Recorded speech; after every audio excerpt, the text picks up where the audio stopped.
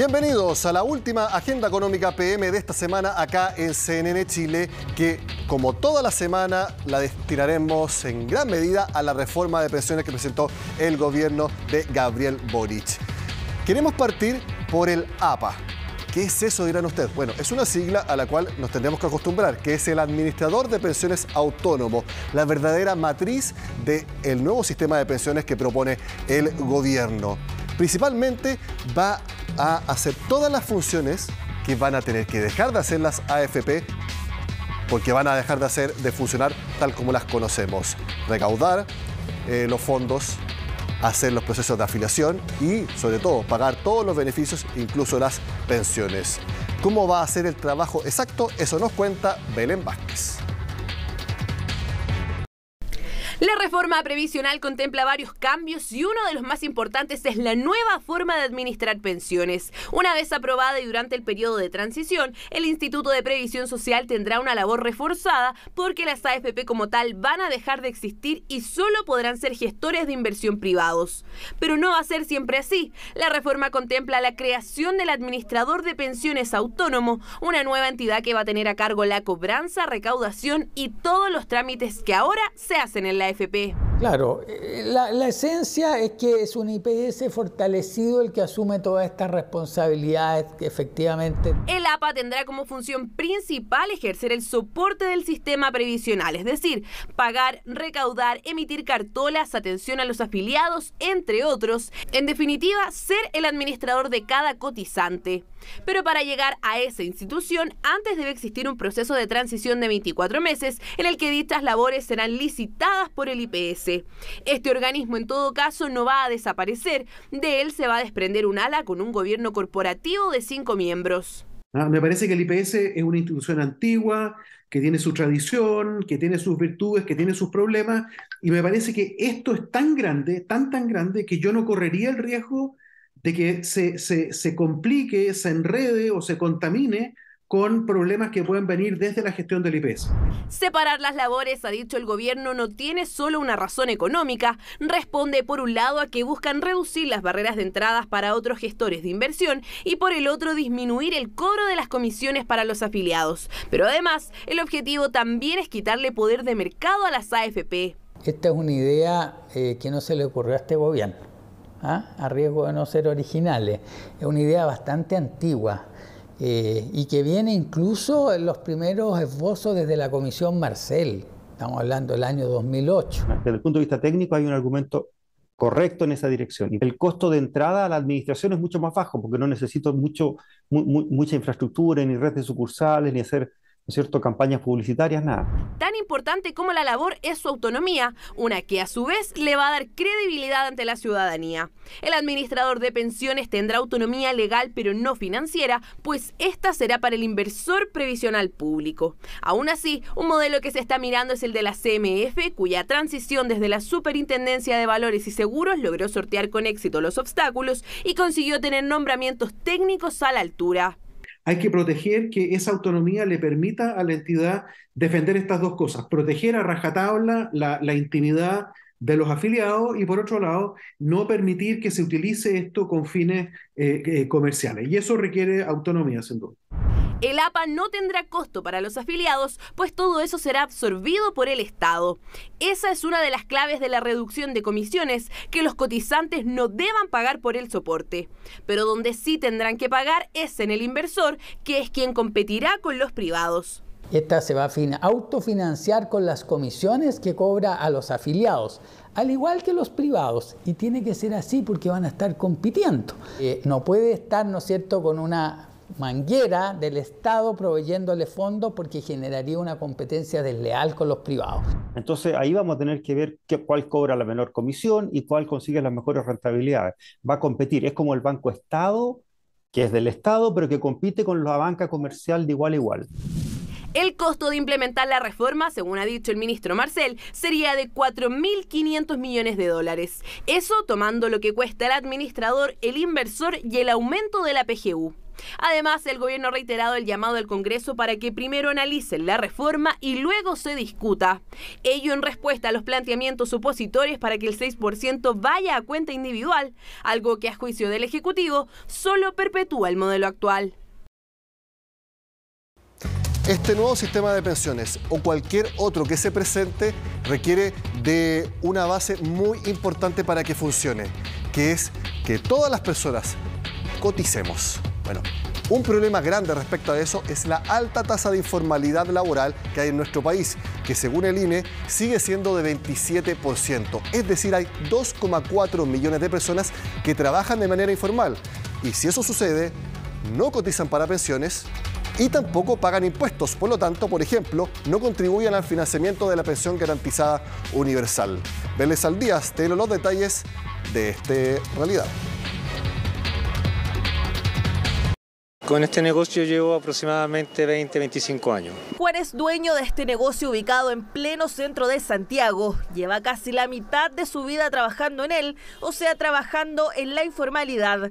Como él, son más de 2.300.000 las personas que se encuentran en esta misma situación, según datos entregados por el Instituto Nacional de Estadísticas, el INE, que reveló además que la tasa de informalidad llegó al 27,1%. No es la tasa más alta de informalidad que se ha registrado en la serie de empleo, sin embargo, sube respecto del trimestre móvil anterior, pero disminuye respecto del análisis a 12 meses. Un aumento entre el trimestre anterior y el actual de 0,4%, que llevado al número de ocupados informales se traduce en más de 85.000 personas que se suman a los trabajos de este tipo en el país. Según Sexo, se evidencia que la informalidad de las mujeres llega al 28,9% por sobre la de los hombres, que alcanza un 25,7%. Las razones estarían directamente asociadas a la poca flexibilidad laboral. Acá seguimos viendo que la mayor cantidad de informalidad está en las mujeres, mientras que en los hombres ha habido una disminución de la informalidad en esta estimación. Lo explicamos por la poca flexibilidad que hay en el mercado del trabajo para que las mujeres puedan también asumir sus labores de cuidado. Todo se traduce a que 1 de cada 3 trabajadores lo hace de manera informal. Esto significa que no cuentan con un acceso a la seguridad social, o sea, a la salud y a las AFP por su vínculo laboral, ya sea dependiente o independiente. La informalidad impide poder generar cotizaciones de parte del sistema de previsión social, de seguridad social, para efectos de determinar los niveles de ahorro individual para calcular las pensiones. Así lo da cuenta Juan, que pese a que lleva más de 2 décadas trabajando en la informalidad, hace años no cotiza. ¿Hace cuánto aproximadamente no estás cotizando? 15 años aproximadamente. Yo nunca quise entrar en una AFP. Más de 2.300.000 las personas que no se encuentran cotizando actualmente, lo que significaría un problema tanto para el actual sistema de pensiones como para el presentado por el gobierno. Afecta las propuestas sea esta propuesta de reforma de pensiones o a lo que está actualmente sucediendo con la AFP, porque no va a haber liquidez. La falta de cotización en el sistema de pensiones es la razón principal por la cual en Chile las pensiones al momento de jubilar son bajas. Siempre es una situación transitoria, pero la suma de periodos informales a través del tiempo sin cotización generan estas llamadas lagunas previsionales. La gente deja de ahorrar en esos periodos de tiempo y eso naturalmente se traduce en menores ahorros en sus cuentas individuales. Una problemática que se debe resolver también para mejorar las pensiones de los jubilados en el país. Los expertos coinciden en que una de las formas de hacerlo es otorgar mayores incentivos a los grupos que históricamente se mantienen en la informalidad, como las mujeres. Hacemos la pausa en Agenda Económica y al regreso estaremos analizando el informe que el Fondo Monetario Internacional vino a presentar a nuestro país esta semana y que tiene un mensaje muy importante. Las condiciones financieras van a ser muy restringidas durante 2023 para América Latina y también para nuestro país. De eso hablamos con el jefe de estudios del hemisferio occidental del FMI, acá en Agenda Económica, al regreso de la pausa.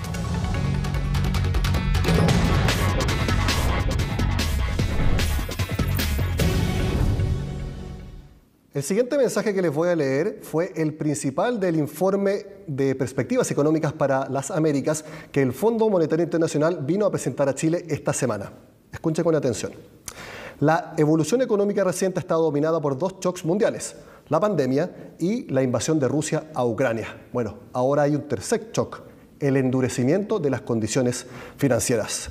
Lo analizamos junto al director de Estudios Económicos del Hemisferio Occidente del FMI, Gustavo Adler, que está con nosotros en Agenda Económica. Gustavo, gracias por estar en CNN Chile. ¿Qué tal? Un gusto. Gustavo, esta semana la Fed de Estados Unidos volvió a subir la tasa de interés en 75 puntos base por cuarta vez seguida y ya la llevó a un rango de entre 3,75% y 4%. Estas decisiones de la Fed son los temas económicos que más están moviendo las condiciones en todo el mundo y por supuesto en América Latina.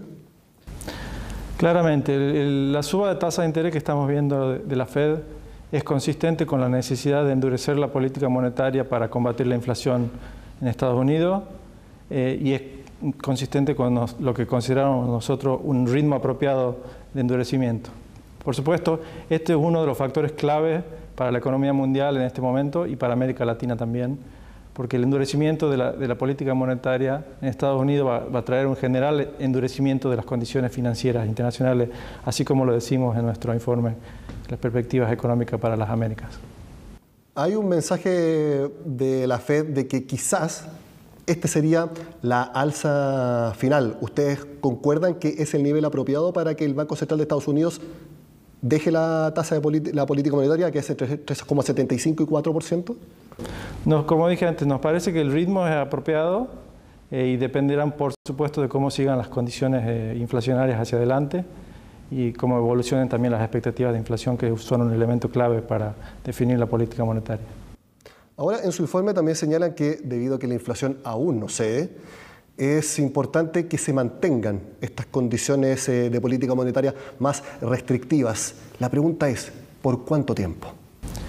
Bueno, eso hay que ver y dependerá de nuevo de cómo sigan las presiones inflacionarias y esa recomendación aplica tanto a países como Estados Unidos como a países de América Latina.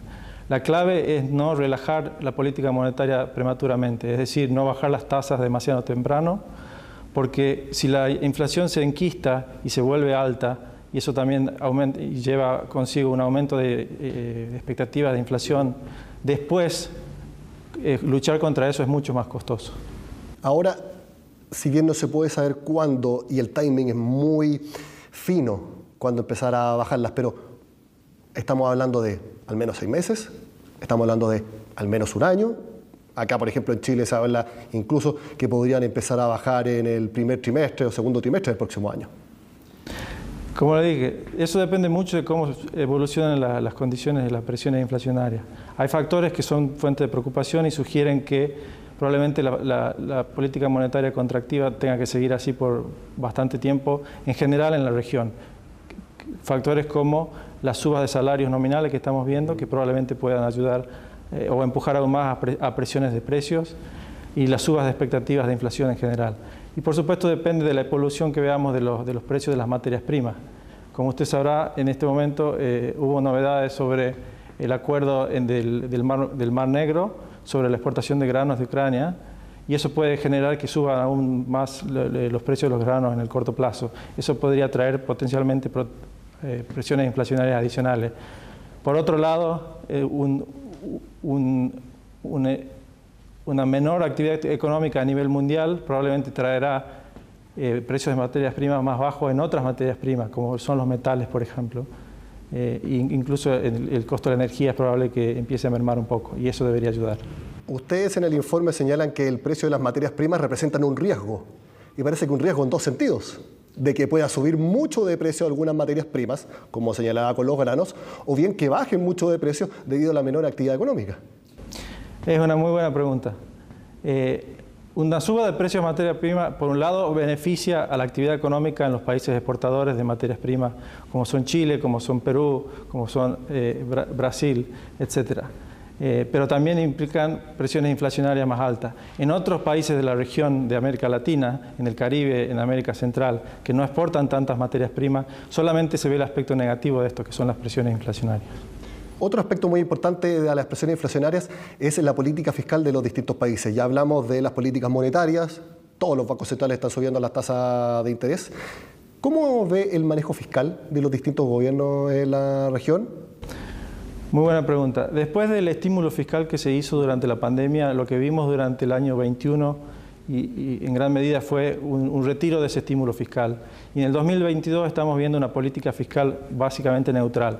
Eso significa que no está ni estimulando ni desestimulando la demanda agregada y en ese sentido está contribuyendo a la política monetaria. Eso es clave, porque es clave que si la política monetaria está tratando de un poco frenar a la demanda agregada para contener la escalada de precios, es importante que la política fiscal no haga lo opuesto y dificulte el trabajo de la política monetaria. Hablemos ahora del título principal del informe, condiciones financieras más restrictivas. Eso es lo que está sucediendo en todos los mercados. A mayores tasas de interés de política monetaria se han traspasado también prácticamente uno a uno a préstamos de consumo, a préstamos hipotecarios. Eso lo hemos visto en Chile. ¿En el resto de los países de la región?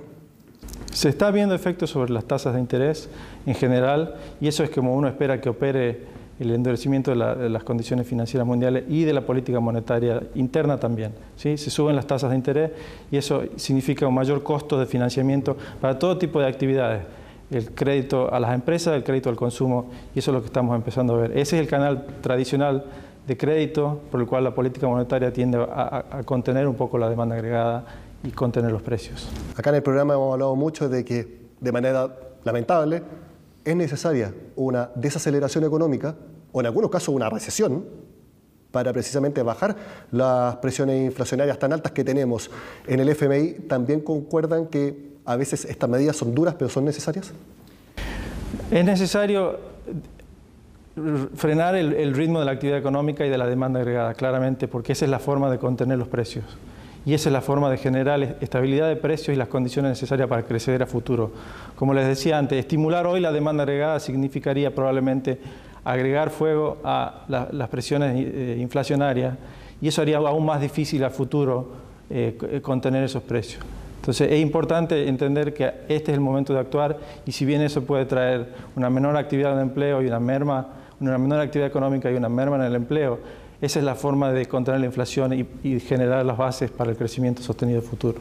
Si hay alguna empresa o persona, tanto de Chile como de otros países de la región, que estén viendo este programa y piensan, bueno, pero ¿cuándo sería un buen momento para pensar en pedir un préstamo, para pensar en un proyecto que requiera financiamiento? ¿Cuánto es el horizonte que se espera que todavía haya condiciones financieras más restrictivas? Es probable que veamos condiciones restrictivas prolongadas por un tiempo. Como la política monetaria en general lleva su tiempo en tener efectos, a veces 1 o 2 años en operar, y eso en general es lo que estamos proyectando, que las tasas de inflación van a bajar y van a entrar a los rangos meta básicamente en algún momento del año 2024. Junto con eso esperaríamos probablemente una merma de tasas de interés. Es un horizonte certero que viene en el FMI, que en 2024 ya las condiciones puedan estar mejores como para que los costos de financiamiento empiecen a bajar. Bueno, ese es nuestro escenario base, pero claramente, como lo decimos en el reporte, hay riesgos importantes y hay una incertidumbre generalizada muy grande en este momento. Entonces vemos riesgos importantes a que la inflación se enquiste y lleve más tiempo combatirla y traerla de nuevo a los rangos meta. Ahí podríamos ver, por ejemplo, más emisiones de bonos por parte de la empresa que han estado bastante detenidas en este tiempo porque obviamente endeudarse ahora es más caro para todos, incluso para las empresas que pueden pensar que los bonos es una buena medida para generar financiamiento. Entonces, también a partir de ese año podríamos ver nuevamente un repunte en ese sector. Si vemos las condiciones operando como creemos que será nuestro escenario base, creo que sí, veremos tasas de interés mermando y la inflación mermando en algún momento del año 2024. Si bien todos los sectores sufren con las condiciones financieras más restrictivas, en Chile hay uno en particular que ha sufrido mucho, que es la construcción. Caída de la inversión proyectada este año para 4%, 5% de caída en 2023. Y en ese sector ha manifestado que si hubiera condiciones financieras mejores, el sector no sufriría tanto. Quiero preguntarle, ¿hay otros países en la región que también la construcción está teniendo problemas? Y si también ven que son las condiciones financieras más restrictivas las que dificultan este momento. En general, el sector inmobiliario y el de la construcción es muy sensible a las tasas de interés, por razones obvias. Básicamente requieren mucha inversión en el inicio cero, en el momento cero, y después se ven los ingresos, ¿no es cierto? Entonces, naturalmente, los constructores necesitan financiamiento y asimismo las personas que quieren comprar después vivienda necesitan financiamiento. Entonces, este sector en general es muy sensible a las condiciones financieras y a las tasas de interés. Eso va a ser uno de los mecanismos por el cual va a bajar la demanda agregada inevitablemente. Debido al impacto que tiene la construcción en la creación de empleo y también en otras actividades que le proveen servicios a la construcción. ¿Ustedes en el FMI recomiendan que los gobiernos de los distintos países lo vean como un foco sensible para apoyar tomando medidas?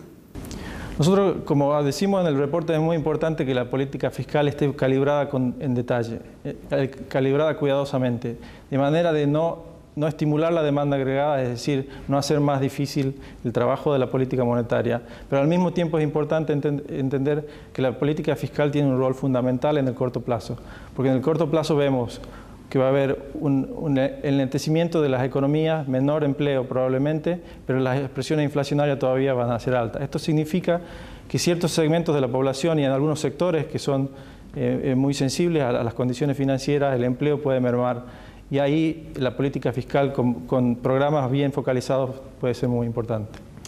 El último fin de semana, Brasil eligió a un nuevo presidente, Lula da Silva. Y quiero preguntarle, ¿cómo espera el FMI que esté la economía brasileña con el expresidente nuevamente volviendo al poder?